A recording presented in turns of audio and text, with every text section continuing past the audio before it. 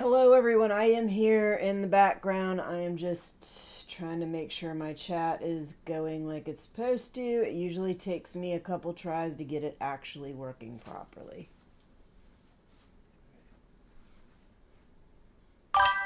Ah, it worked the first time. Holy cow. I am astonished. All right.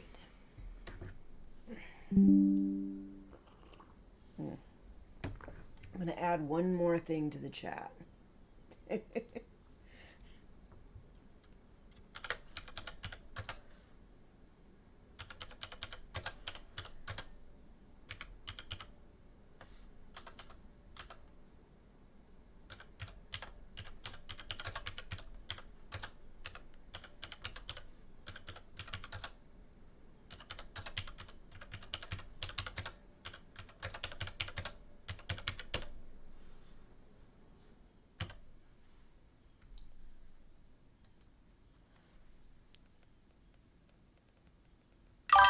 All right. Both showed up. Okay, so yeah, if you want to say anything, if you have any questions, any comments, anything, please feel free to leave it in the chat. My chimes for my chats are working, so I should hear it whenever it comes on. Yeah. All right, in the meantime, I'm drinking some coffee. I'm waiting for the start soon screen to be done. I will go over while you're here.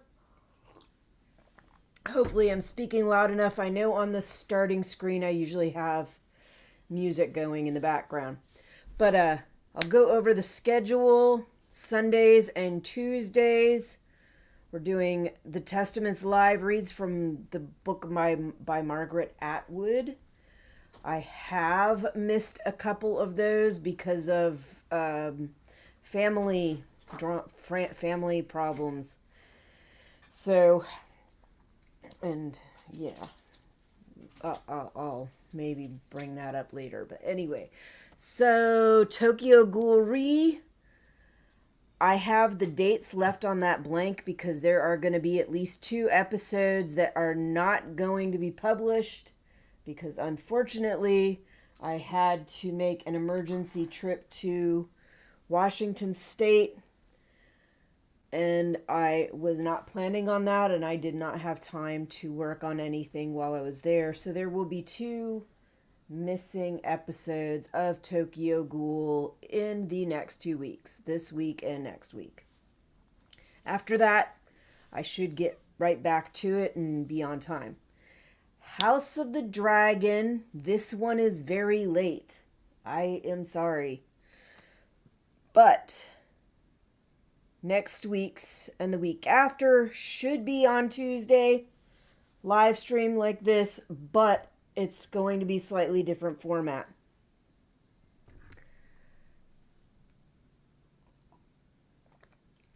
After the first 3 episodes, though, we will be on vacation in Ireland, and there is no guarantee I will be able to access House of the Dragon at all. So I may have to wait until I get back home 2 weeks later before I can do those episodes. And then that will depend on what time I get back on the plane and how long it takes me to get rested up. And let's go to the live scene.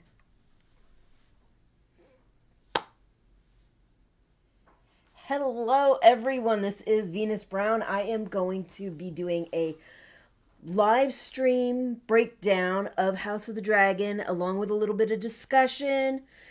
My breakdown this week is going to be done very differently than I usually will. I thought that watching the show and leaving little clips of the video and then talking about it, like breaking it down afterwards, was going to be a good method to do this. Just pre-record it and then edit it. But that actually took forever. It took a long time. That is part of the reason that it took me so long to get to this. But also, my kid had an appointment. My tires are messed up, so I have to order new tires. Well, I already ordered new tires. And we had some problems with the dental insurance. So yesterday was not the day. It just was not happening. And then when I did finally go to edit the breakdown, I didn't start editing it until last night because just recording it took me quite a while that day. And I was up until 5 o'clock in the morning editing that. So I'm going to be very tired, but I think I have enough energy to get through this. And what did you guys think of this episode? I thought it was pretty wild. It had a lot going on. I was very excited for it, and I think it lived up to what I was expecting. There were some issues, and I talk about it in my breakdown, and I will probably talk about it again. You are going to hear me at the end of the breakdown say that the episode was terrible, that the ending was terrible. It's not that I thought that it was a bad episode, it was that the ending was so devastating. So keep that in mind. I thought there was a lot of people that died, like a lot of important people that died or might possibly be dead. And I'm going to do a little rest in peace thing at the end for that. And yeah, and just like a lot of real devastation, a lot of real destruction, and a lot of things going on that the writers tend to do in these George R. R. Martin TV shows that I wish they wouldn't do with every show. It's like every show they got to do the whole what would you call it? Insanity, like that insanity of Targaryens is at the flip of a coin. Like they got to go with that all the time. They got to go with the massive fucking patriarchy and treating women like they're hysterical people that can't do their job. So, yeah. So, those were my issues. I do talk about it in the breakdown, and I will, I'm sure, talk about it again. Because at the end, after the breakdown, I am going to talk about some of my favorites and least favorites, all of that stuff. I'll talk about some of the main themes that I saw in the show. And that stuff will definitely come up. All right, let's go ahead and get to the breakdown. I am going to mute my mic while this is playing.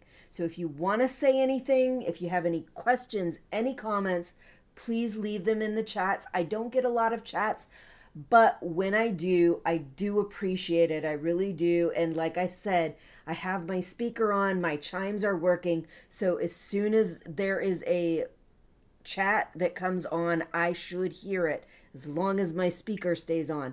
This speaker, it has like an automatic off thing, so if I haven't used it in a while, it'll shut it off after an hour or something like that. And sometimes it thinks I'm not using it when I am. So anyway, without further ado, let's get this started.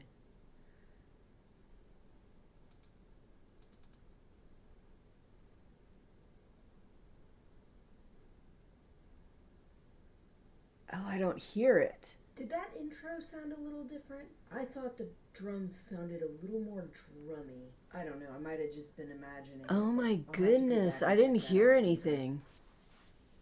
Do I have the volume on that too low? Sheep Stiller gets himself a new rider. This girl's all outside. Sheep Stealer's wings are just all wrangled and all over the place. And he's got some pretty cool little pink markings on him alongside his black markings.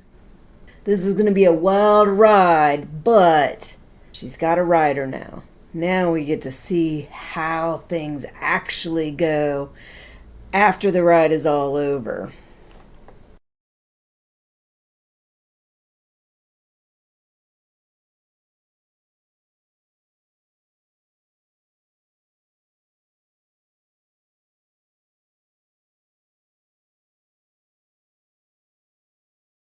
Now, Aemon, of course, can't wait until he actually finds out some real information before he goes and tries to behead some innocent victim just because, what, they happen to be working on his brother in his bedchambers. Stupid, but not surprising for Aemon. Not surprising at all.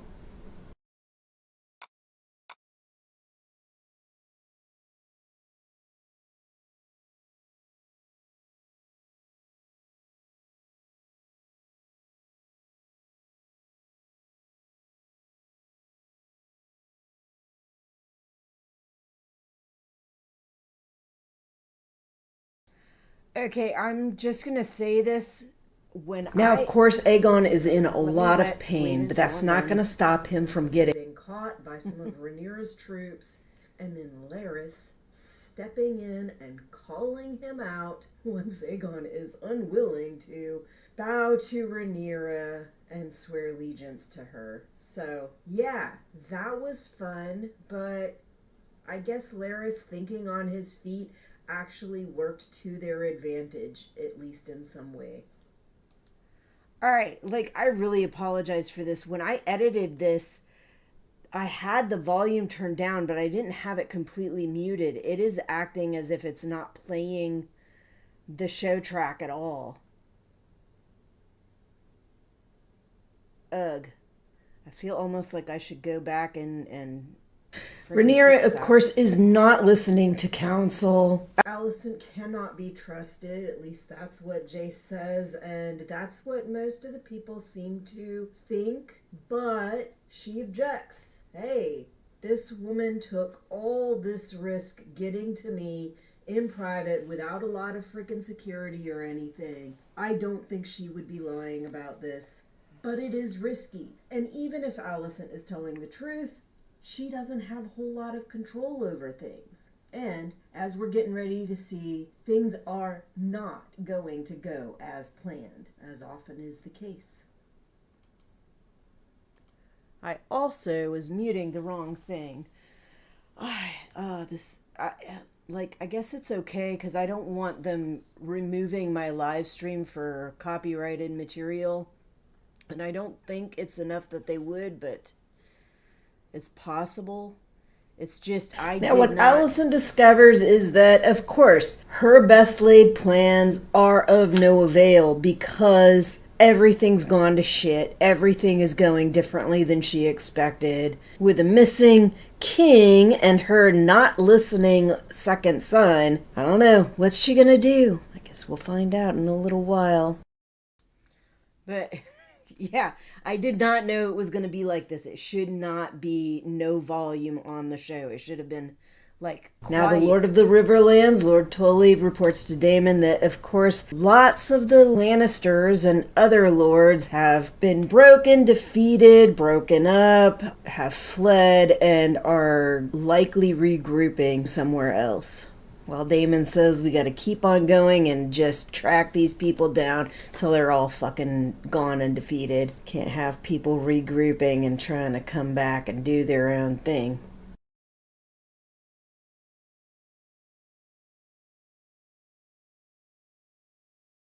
He just delivered a very important person's head. My camera fell down a little bit. I had to adjust it. Hopefully it's okay. Because it was down to where it was here. Yeah, it's better. The Starks are here. They are ready to die for their queen, and they bring along a head. Now, I had to look this up. This is the head of one of the Lannister twins. The annoying, pompous ass Jason Lannister. So, glad to see him gone. He was my least favorite of the twins. Goodbye and good riddance.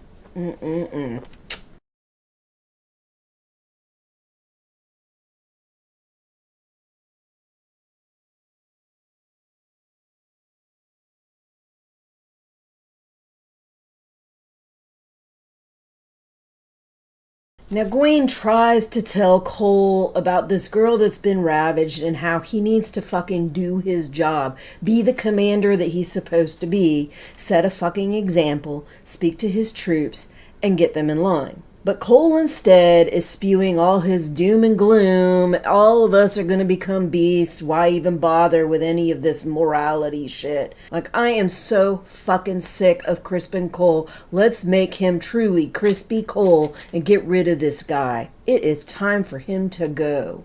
Fly away. He has no business being a commander if he is unwilling to do his job. Straight up.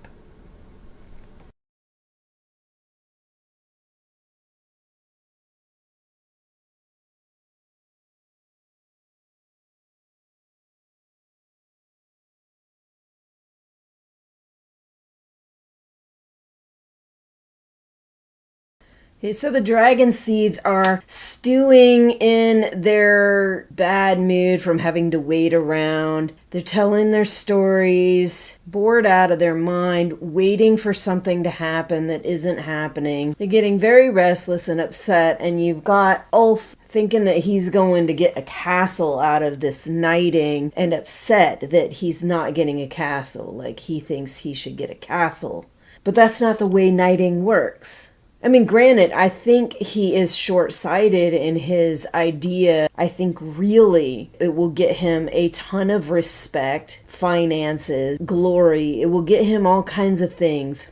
You don't have a castle? Okay, that kind of sucks, but you're gonna be living in a fucking castle, most likely. You're the fucking Queen's Knight. But I also want to point out, like, the story that he tells about coming up and finding out that he was a dragon seed and how these people use him, I suspect that has a heavy amount to do with his attitude about this. He's not a good guy. He is very self-centered right now. He wants things for himself, and he is not at all thinking about doing this for the respect, for the honor, and all of that. He's just wanting these physical things to make his life better. But he came up from a position where he was being fucking abused and misused because of his situation. And that's gonna massively color how he's behaving now, how he has behaved. Definitely don't like him as a character, but it's not surprising that he is this way because of the shit that he's went through and because of how he's chosen to try to cope with it and try to get through it, to try to make people think that he's in a higher position, to try to make people think that he's a better person than he is, all of that stuff, because that past is definitely coloring how he's behaving today.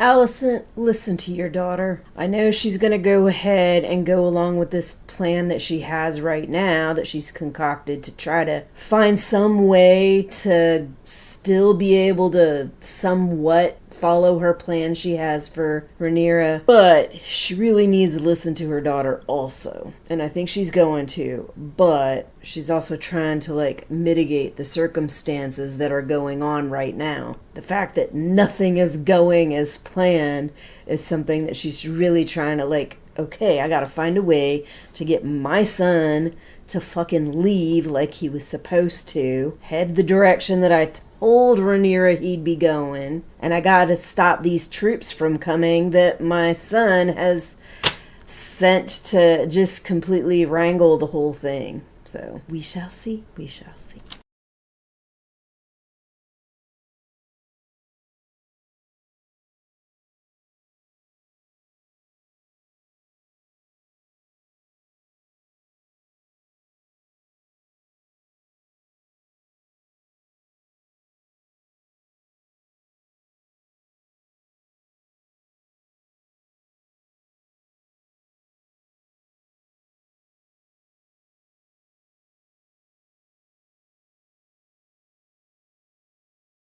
All right, Corliss and Alan sit down and have a nice little Father's Day drink together. No, not like your typical father-son experience. These guys have some issues to work through. And I think Corliss at least is trying to start to work through them. This is the beginning of what hopefully will be a better relationship for them. And we will see later on in the show that maybe this talk does have a little effect. I mean, Corliss starts out just kind of reporting on what's going on and what's to come, but then he turns around and backtracks to how he feels about what happened with Alan and his mother. That he is sorry, that it is his fault, that he put this in motion, that it is his responsibility, that he started it, that it was all on him. And then he starts talking about how he felt about his mom, which made Alan feel really uncomfortable. And I don't blame him. I think even when you're talking about a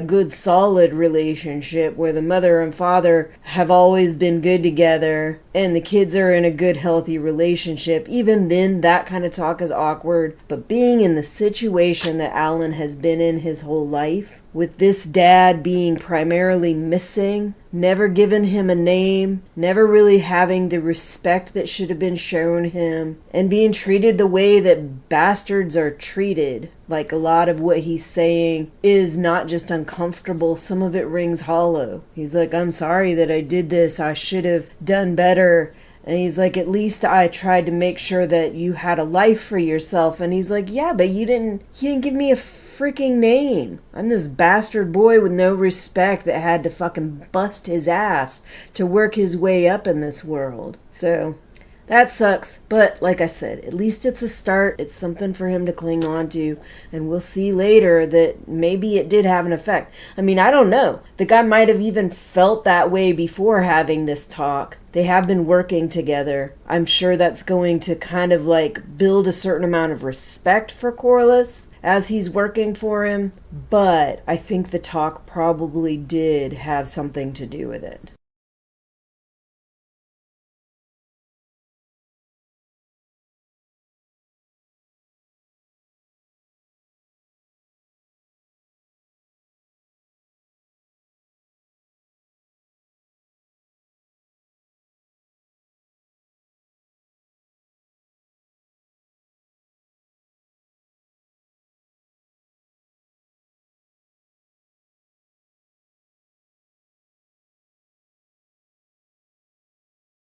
Well, shit. Now we got Lohar on a rampage against Corliss. Don't expect that to go well, but as we can see, they have their own idea of how they're going to get back at Corliss Velaryon.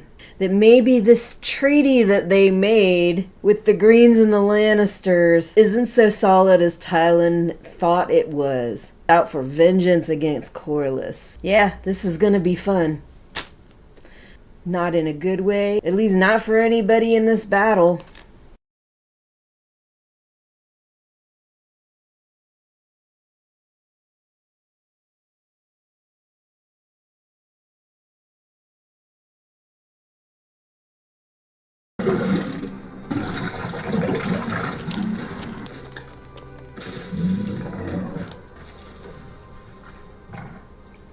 Our wild dragon has come bearing gifts, but exactly what can we expect from a claimed wild dragon? Sheepstiller has been living on his own, off the land, away from the dragons, away from royalty, away from the Velaryons, not getting any commands, not learning any training. He is just wild. Wild as they come. And now this very young royal girl gets to find out just what it's like to try to command a wild dragon. Okay, that last scene that I had playing that you could actually hear sound, that was because I had my mic on at the time. And there was another period with Jason Lannister's head. I also had my mic on that time. I don't know why the other track is not working. I suspect there's something going on with my editor. So does Lord Ormond Hightower have some kind of issue with his bowels or something? and then having to sniff whatever that was to alleviate himself of his foul stank. Whatever. But also, did we just meet Alicent's young son that we have yet to meet before this point? Throughout the entire series, have not met him one single time. Barely got mention of him. Maybe a couple times throughout the entire series. Was that her son? I guess we'll see soon enough.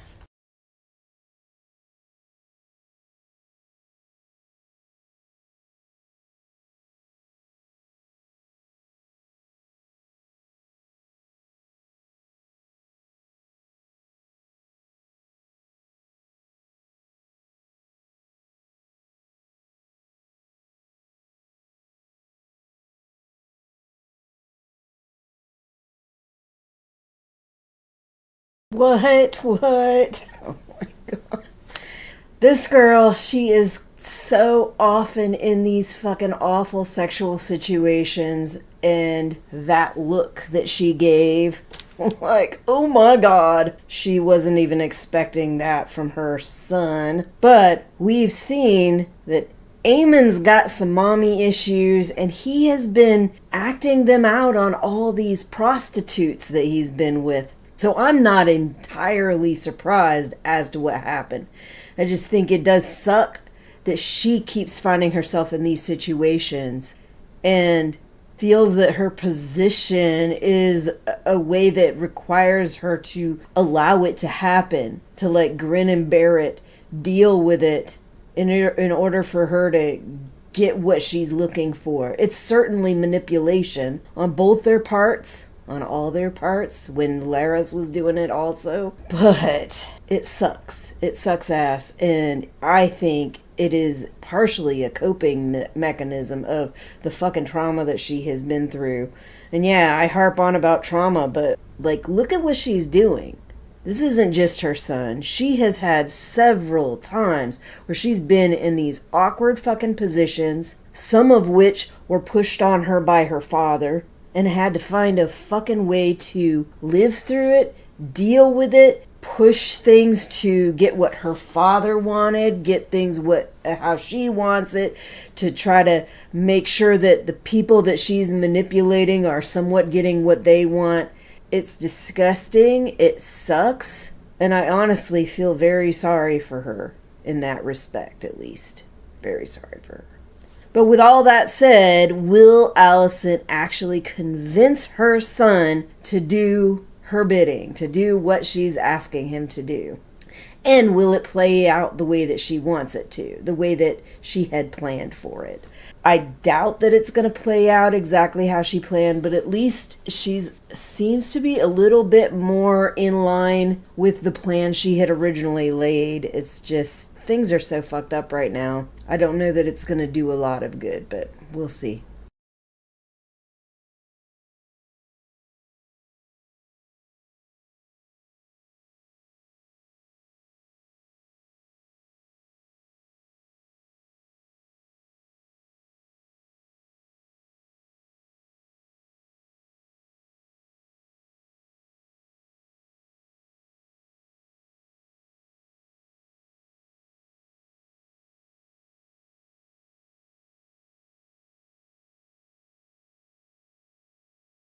Well, the dragon seeds have just met some creatures they were not quite prepared for, and they are creeped out. Ulf is ready to leave. The other ones are trying to talk him down. And Adam is like, are you just going to tell the queen that you're fucking craven? And he's like, I'm going to tell her the truth. We came, the fucking dragon never showed up, and we left. But then Alice Rivers shows up and tells them, look, he's right. Like, the fucking queen needs your help. She's a dragonstone. She needs your help. You need to get to her. You know, the best laid plans, they don't always come to fruition. And then the one guy asks, who are you? And she's like, I'm a witch. And there goes Ulf. He's like, you guys are on your own. I am out of here. Off he goes. I can't say I blame him, but that was hilarious. That was priceless. I do think it's interesting seeing the way that Hugh the Hammer and Adam of Hull are kind of working together and communicating with each other, even if they don't completely agree. They are definitely on a very, very different level than Ulf is. And they do seem to work well together. They do seem to cooperate and communicate well. It will be, I think, off the wall if the split that is supposed to, spoiler, if the split happens that happens in the book where Ulf and Hugh Hammer turn cloak and head over to the other side, if they end up having to work together, I wonder how off the wall that situation is going to be, because I cannot imagine them working well together at all. But then again, maybe they split separately. Who knows?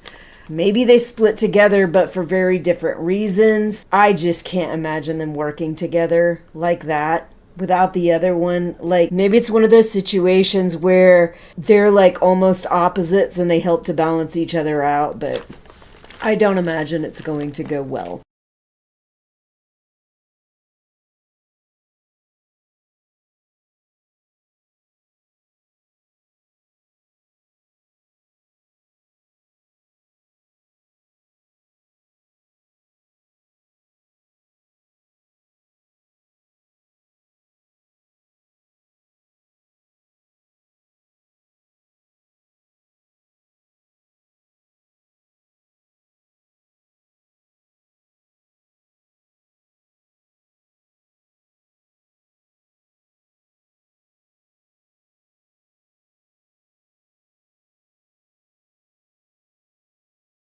So Jace begins his treasonous act of locking away his mom, who is not at all fucking insane, does not need help.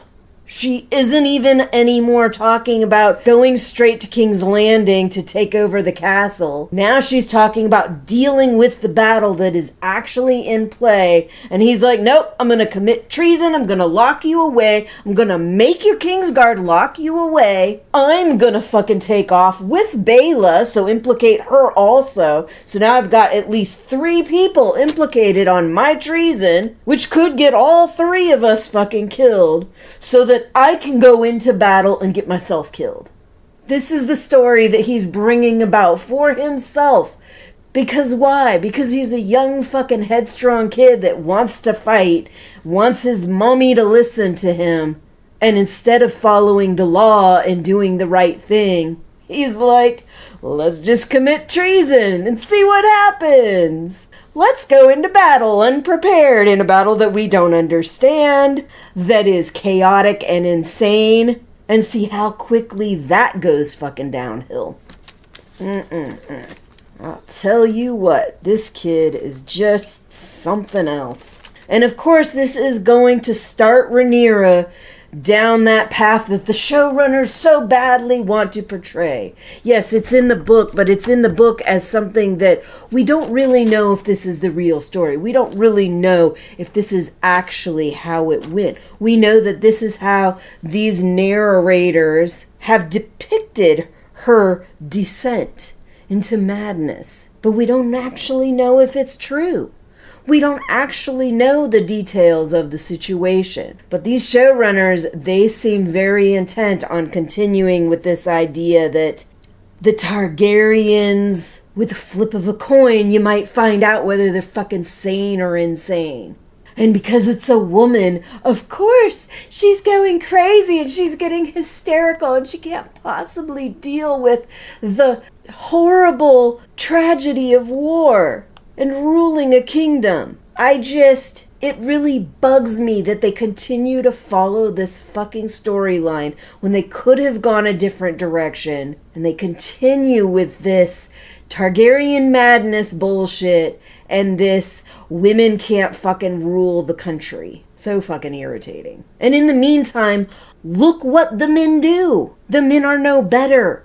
The men are no better emotionally controlled. They do crazy shit because of their emotions. The men are no better at ruling. They are no better at administrating and creating a functioning kingdom. But we wouldn't know that, would we? Because so often women aren't even allowed to try to fucking rule anything without tremendous amounts of interference from everybody and their fucking brother.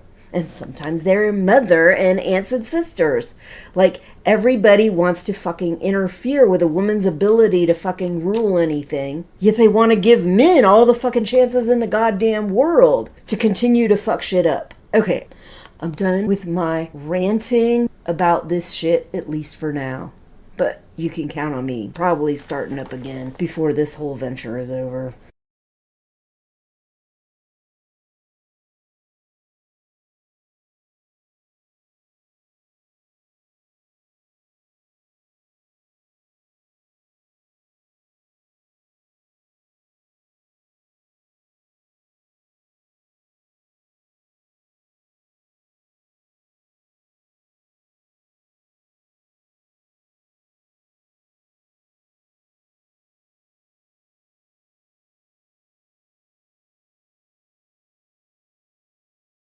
So yeah, Lohar just let us know exactly how they feel, and that their true intentions are vengeance on Corliss for their people's unending freaking fighting and oppression by these people. So yeah, it's not surprising, but yeah, there it is. This is about vengeance. This isn't about winning the king's or queen's war. This is about vengeance. I don't blame Lohar though. I don't blame Lohar at all.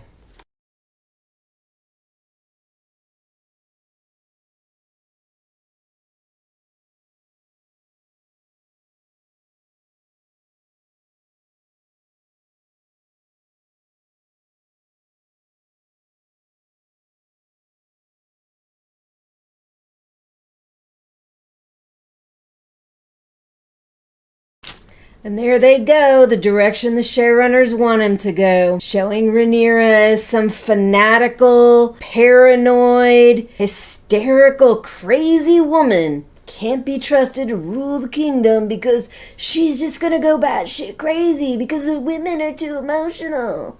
Blah, blah, blah, blah. It's all a bunch of bullshit if you ask me. But whatever, this is the way they chose to go, so this is the way they went. Fuck 'em. Fuck 'em all.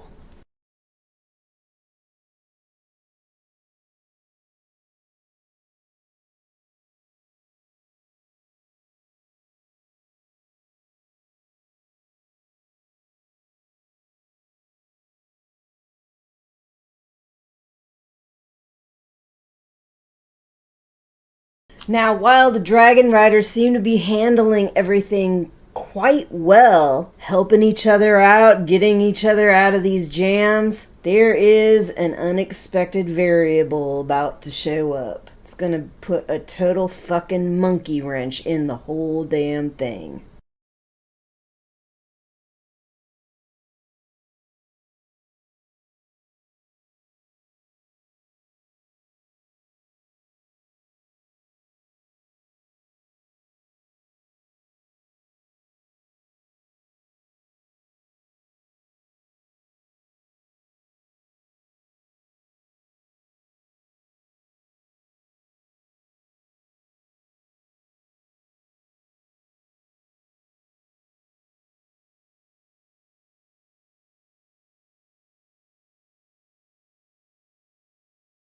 The sea snake guides them through that narrow passage, but unfortunately, Lohar's just going to follow his lead and use that to follow him through the passage.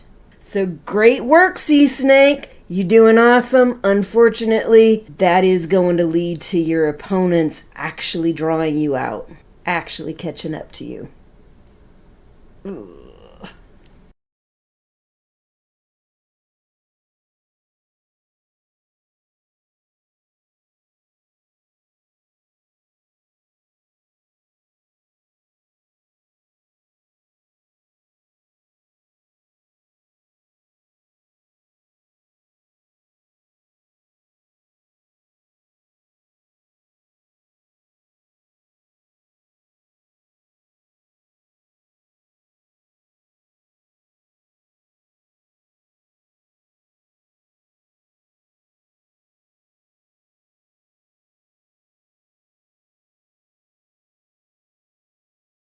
And there it is. Lohar is coming fast, and burning high tide is doing exactly what they had hoped it would do, distracting Corliss.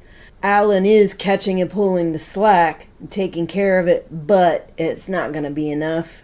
That ship is going to ram right into them, splitting it in half. Terrifying. We already seen that Tylan Lannister has been pushed over by Lohar. We did not see him die, but there's every possibility that he has. One of the many, many characters that will die in this episode.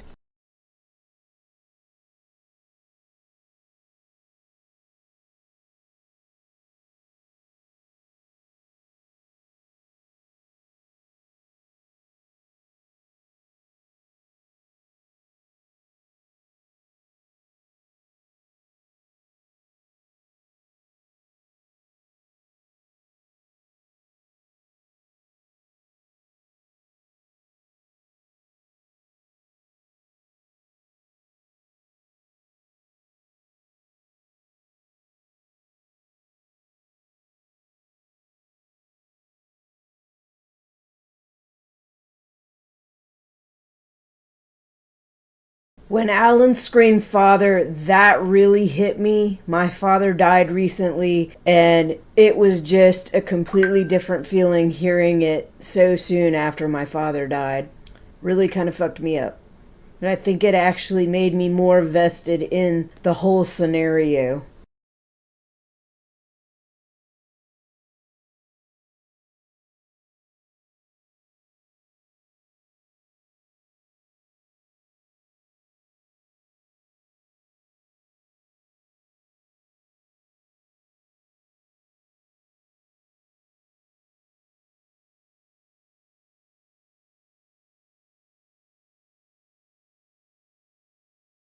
That was one bloody fight, and Lohar did an amazing job, but they went down not exactly in a blaze of glory, but holy crap, like I've never seen somebody fight like that.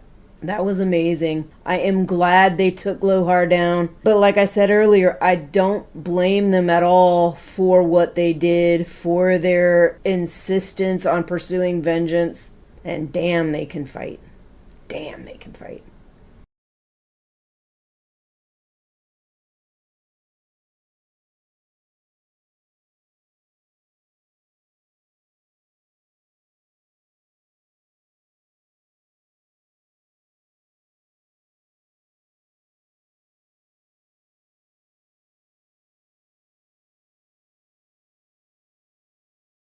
Jace's story is over. It all ended just like I thought it would, because what are you doing? Fucking going into a big ass battle with just your partner's help, locking up your mom, insisting that you're gonna fucking win the battle for her.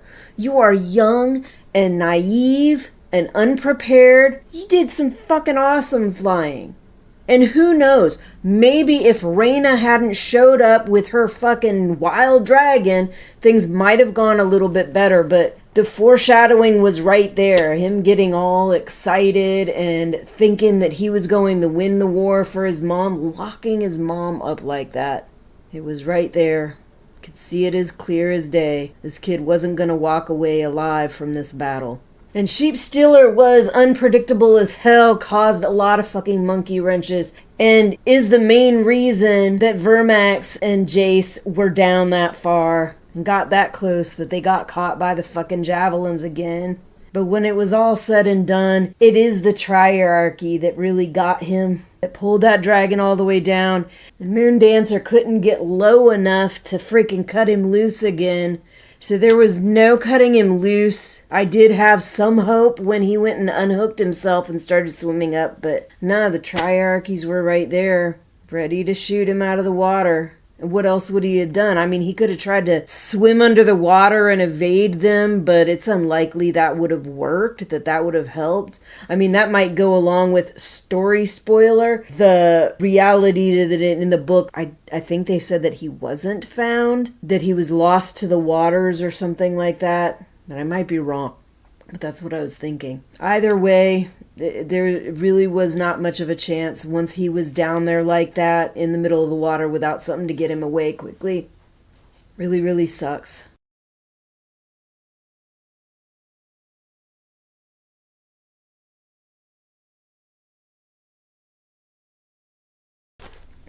What a terrible ending. The episode, the fleet, Lohar, Jace, and so much blood and death.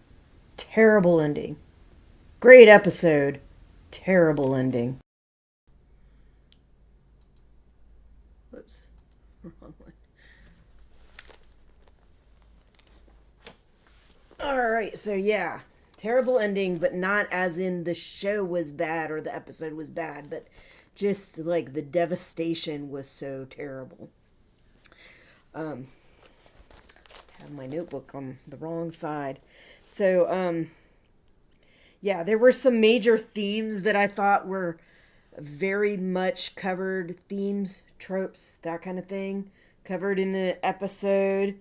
Rogue members, you had fucking, you had Jace going rogue, Bela going rogue with him, fucking Reyna had already gone rogue, Lohar going rogue. Did we have anybody else going rogue? It was just a lot of people going rogue. Of course, you had the whole patriarchal bullshit and Jace freaking committing treason, treating his mother like she's hysterically insane and can't be trusted because he wants her to listen to him, because he wants her to follow his heed, and he wants to be allowed to fight in this war.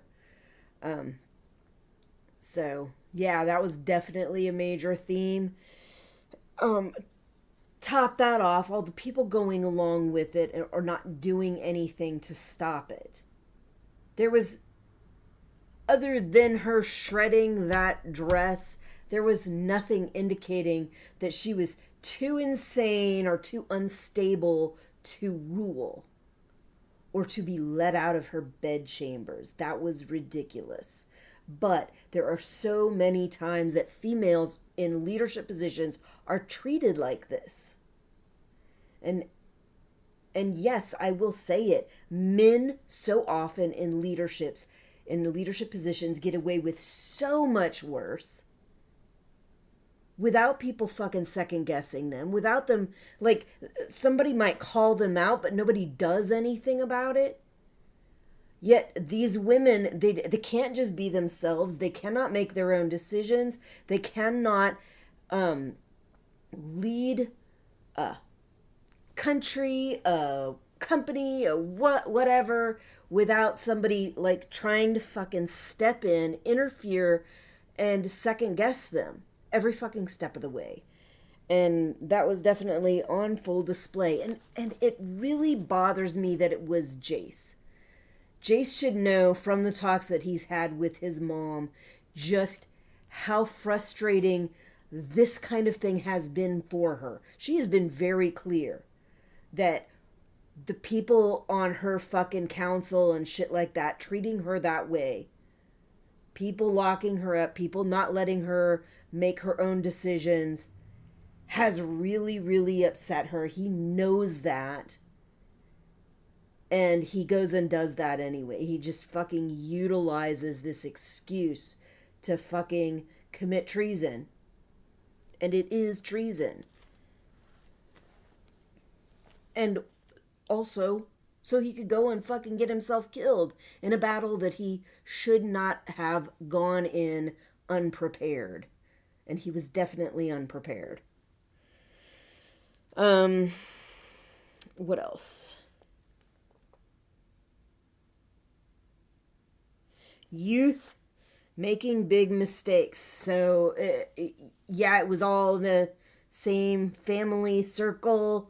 Jace, Bela, Reyna, all doing stupid things in their youth that they might do that they shouldn't do, that are causing huge freaking consequences. And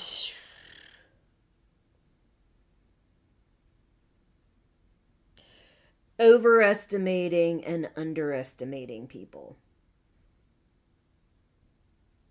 Lots of that going on in this. Lots of people overestimating themselves and lots of people underestimating whoever they're against and underestimating the females and the gender different, I'll call them, people of different genders, just underestimating them.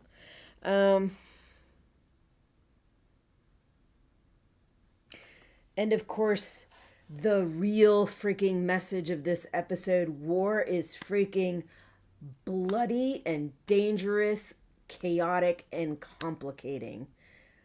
Very, very much so. All right, now, favorites, least favorites, whatever you want to follow. What do you guys think? Who do you feel was your VIP on this episode? For me, my VIP was Alan of Hull. That whole thing with him calling father after the situation that he's had with his father, this obvious gap in their relationship that needs to be mended, and him like going to fucking defend and revenge and avenge his father. I do not know if his father is dead. I highly doubt it, but he's probably thinking that this lady either killed him or may have mortally wounded him or something. He can't find him. He knows he's not there, and he knows that it's because of Lohar's, that it's Lohar's fault. And he freaking killed her. Killed them. He killed them. Got rid of them. I do think that what they did, it makes sense. I don't blame them. But it's one of those things where if somebody's like really attacking you, even if you think they were justified in their actions and they just keep attacking and attacking and attacking, then you are justified in attacking back and getting rid of them. And Lohar has definitely been doing that, so he had every excuse to freaking kill her. Killed him. So, now. Alright. My piece of shit of the episode, tragic jerk of the episode. I have decided that occasionally I will adjust these labels, but it's basically who I think was the best in the episode and who I think was the worst. My tragic jerk of the episode was Jace. I am sad that he is gone. It sucks that he's gone. He's a young kid. He's hothead and he's doing young kid shit that isn't out of the norm for a kid that age and in his kind of position. But what he did was just fucking tragic, and it made him a complete fucking jerk and a treasonous asshole. Like, you fucking locked your mom up because you're basically being a spoiled rotten brat. And I know that's not all, it's not that simple, but at the root of it, mommy's not listening to me, mommy's not taking my heed, and I want to get back at her. So I'm going to use this patriarchal bullshit to commit treason against her, the queen, go put myself in a battle that I know damn well she don't want me in, that I am very unprepared for. I'm going to take other people with me. So get myself killed and likely get other people killed in the process. By putting the Queen's Guard in a position that he's probably going to fucking get killed. Because that's going to be considered treason for him also. She was not in any way unable to lead. She was not in any way a danger to herself, like Jace was saying. And taking Bela along with him. Like, all that is just like fucking tragic jerk. Totally. Now, I did not put this person in my worst position because I don't think he's even freaking worth my time anymore. But can we please just get rid of Kristen Cole at this point? I am so sick and tired of him. I want him gone. He was something okay and interesting for a bit.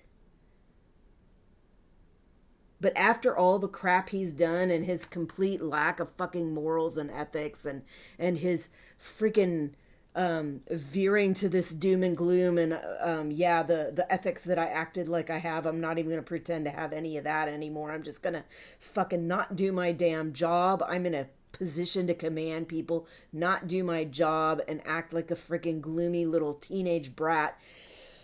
I'm so sick of him. I want him gone. I want him away. All right.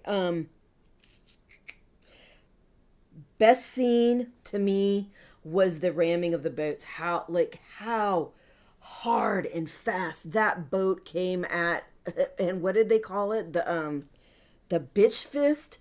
The bitch fist came at. What is Carlos's? I know he named it something special. I think it had to do with Renice, but I don't remember what it was. Just came at it and just fucking split that thing down the middle. It was awesome. It was awesome. Terrible but awesome. Again, maybe that's another theme in the show. Terrible but awesome. Worst scene.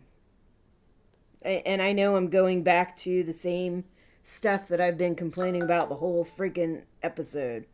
Worst scene, the Bela, Jace, and the Queen's Guard committing treason by locking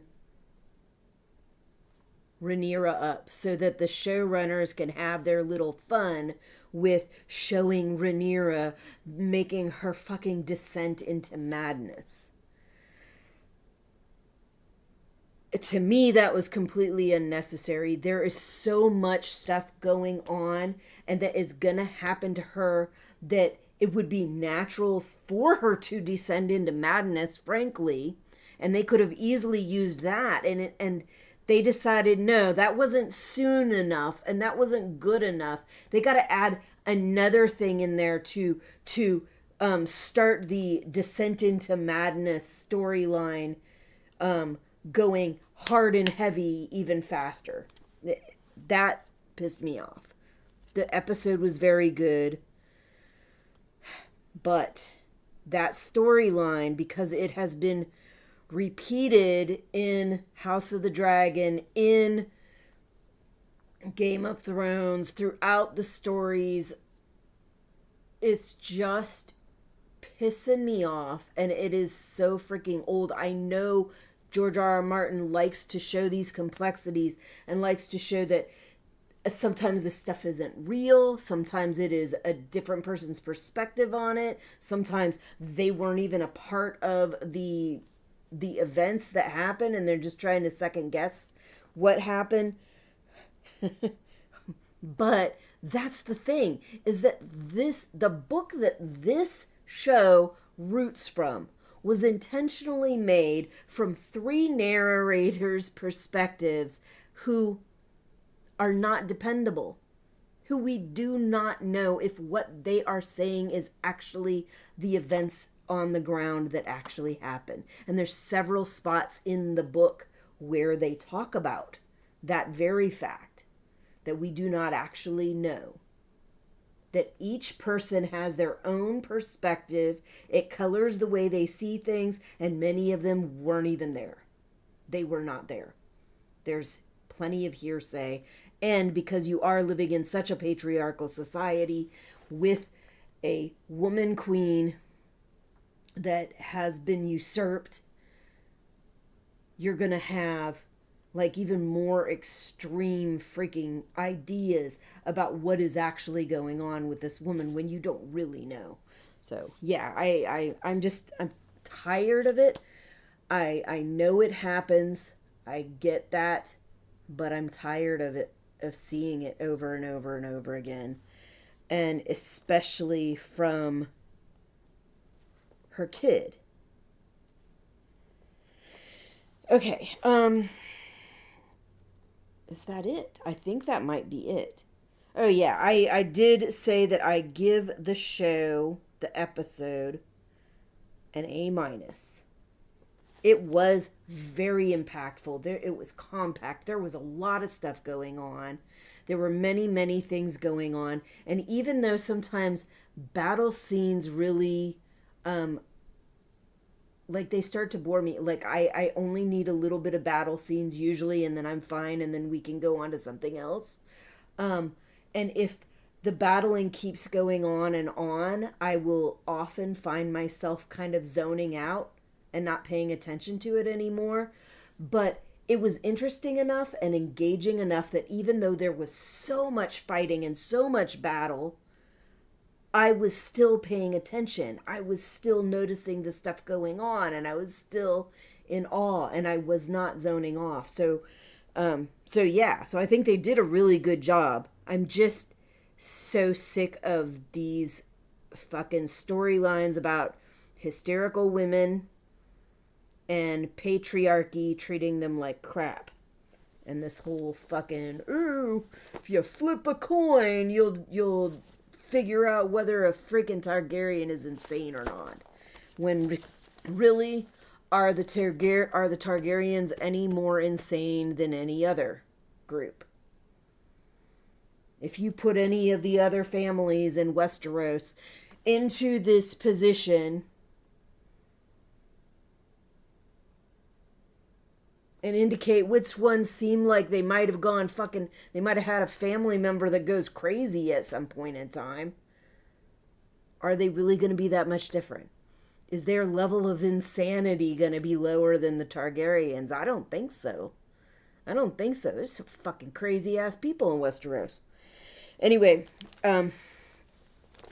I do want to comment on my problem that I had with the video that I had put on there of my breakdown, because there should have been sound coming from the show audio, and for some reason that track sounded like it was muted, and I know I did not mute my audio track on there.